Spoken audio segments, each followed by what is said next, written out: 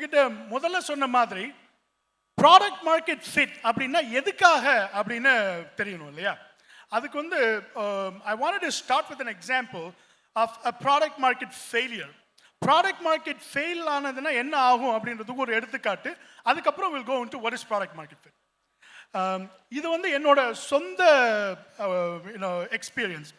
நான் ஆரம்பிக்காத கம்பெனியாக இருந்தால் கூட நான் வைஸ் பிரசிடென்ட் ஆஃப் இன்ஜினியரிங்கை வேலை பார்த்ததுனால இங்கே என்ன நடந்தது அப்படிங்கிறது எனக்கு மனசளவில் ரொம்ப பாதித்த விஷயம். நேற்றுலேருந்து நிறைய பேர் ஒரு கேள்வி கேட்டுட்டு இருந்தாங்க, க்ரோத்னா என்ன அப்படின்னு.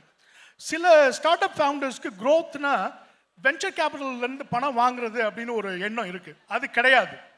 இங்கே நீங்கள் பார்க்குற எக்ஸாம்பிள் பார்த்தீங்கன்னா ஜூம் அப்படிங்கிற ஒரு கம்பெனி கிட்டத்தட்ட $500 மில்லியன் பணம் வாங்கினாங்க. நீங்கள் இங்கே பார்க்குற இந்த சிவப்பு கலர் ட்ரக், அதுக்குள்ளே ரோபாட்ஸ் வச்சு சாப்பாடு ப்ரிப்பேர் பண்ணி ஃபினிஷ் ப்ராடக்ட்ஸை டெலிவர் பண்ணுறது ஐடியா. ஸோ அது ஒரு கிராண்ட் விஷன். கோவிட் பீரியடில் இட்ஸ் அப்போ தான் எல்லாருக்கும் தெரிஞ்சு ஒரு தேவையான விஷயமும் கூட. சாஃப்ட் பேங்க் நிறுவனத்திட்ட போய் இந்த வண்டியை அவங்க வீட்டுக்கு ஓட்டிட்டு போய் வண்டியை நிப்பாட்டிட்டு அதுலேருந்து ஒரு பீட்சா டெலிவரி பண்ணி $375 மில்லியன் செக்கோட வெளியே வந்தார் இந்த கம்பெனியோட சிஇஓ. 2 வருஷம் கழிச்சு இந்த கம்பெனியோட வேல்யூ 0. ரைட்? அதுதான் முக்கியமான பாடம். நிறைய பணம் வந்ததுனால உங்களுடைய ப்ராடக்ட் மார்க்கெட்டுக்கு போயிரும்னு அர்த்தம் கிடையாது. ரைட்? ஸோ அப்படின்னா ப்ராடக்ட் மார்க்கெட் ஃபிட்னா அப்படின்னா என்ன அப்படின்னு பார்க்கறதுக்காக தான் அடுத்த சில ஸ்லைட்ஸ். ப்ராடக்ட் மார்க்கெட் ஃபிட்னா என்ன அப்படின்னா ரொம்ப சிம்பிளாக பார்த்தீங்கன்னா ஆப்பர்ச்சுனிட்டி இருக்கணும்.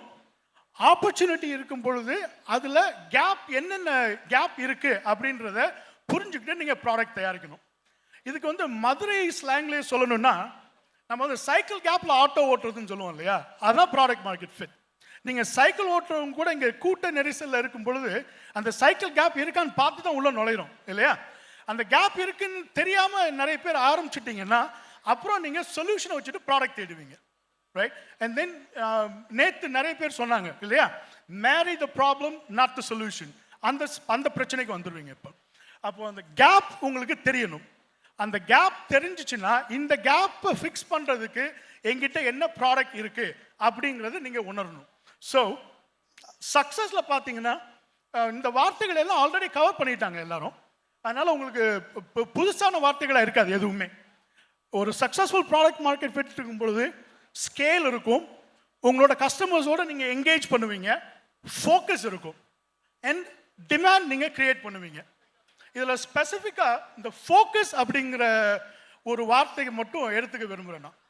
என்னென்னா ஆஸ் அ கம்பெனி நீங்கள் ஆரம்பிக்கும் பொழுது நிறைய கம்பேரிசன் பண்ணுவீங்க உங்கள் மனசுக்குள்ளே. நான் அமேசானாக வரணும், நான் ஃப்ளிப்கார்ட்டாக வரணும், அவங்க இவ்வளோ பண்ணுறாங்க அவ்வளோத்தையும் நான் பண்ணணும் அப்படின்னு நினைப்பீங்க.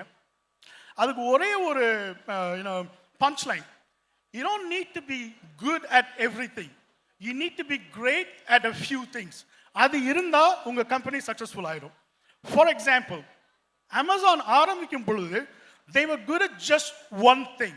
ஒரே ஒரு விஷயம் மட்டும்தான் நல்லா பண்ணாங்க. என்ன அப்படின்னா புக் எங்கெல்லாம் இருக்கோ அதை சேர்த்து புக்கு வாசிக்க விரும்புகிறவங்க கையில் கொண்டு போய் சேர்த்தாங்க. அதை ஒன்று மட்டும்தான் நல்லா பண்ணாங்க, வேற எதை பற்றியும் யோசிக்கல. ஸோ ஃபோக்கஸ் இதில் இருக்கிறதுலே முக்கியமாக நீங்கள் சின்ன ஸ்டார்ட் அப்பாக இருக்கும் பொழுது எடுத்துக்க வேண்டியது ஃபோக்கஸ். ஃபோக்கஸ் இருந்தால் தான் நீங்கள் டிமாண்ட் கிரியேட் பண்ண முடியும். டிமாண்ட் கிரியேட் பண்ணுறதுக்கு you engage with your customers. அப்படி நீங்கள் என்கேஜ் பண்ணால் தான் ஸ்கேல் வரும். ஸ்கேல் வரும் பொழுது நிறைய வழிகள் வரும். அப்போ நீங்கள் மித்த ப்ராடக்ட்ஸ் டெவலப் பண்ணலாம். ஸோ சின்ன கம்பெனியாக இருக்கும் பொழுது நான் எல்லா ப்ராடக்ட்டும் நம்ம கம்பெனி வழியாக டெவலப் பண்ணணும்னு நினைக்க தேவையில்லை. அது ப்ராடக்ட் மார்க்கெட் ஃபிட் இல்லை.